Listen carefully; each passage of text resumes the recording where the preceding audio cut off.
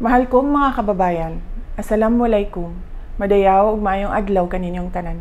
Magandang araw sa inyong lahat. Nakikiramay po ako sa mga pamilya ng mga biktima ng pagsabog ng bomba sa loob ng Mindanao State University sa Marawi City nitong araw ng Linggo.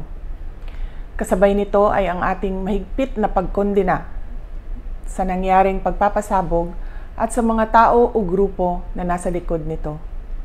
Ang mga nasawi at mga sugatan ay mga sibilyan.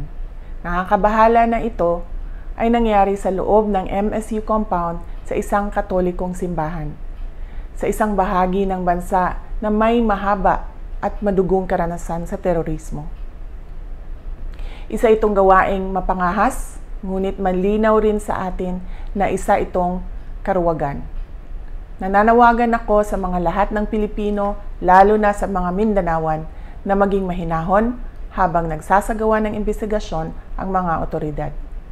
Gayunpaman, kailangan rin nating maging maingat at maging mapagmatyag upang mapigilan natin ang mga maaaring susunod pang atake sa mga sibilyan. Alalahanin natin ang ating mga tagumpay para itaguyod ang kapayapaan sa Mindanao at sa buong bansa. Noong 2016, ilang sibilyan din ang nasawi sa pagsabog ng bomba sa Rojas Night Market ng Davao City habang ako ay mayor. Alam natin ang takot at sakit na dala ng karumal-dumal na gawaing ito.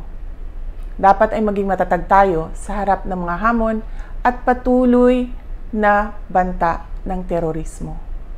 Huwag nating hayaan na magtagumpay ang kasamaan laban sa bayang nagkakaisa para sa kapayapaan. Syukran.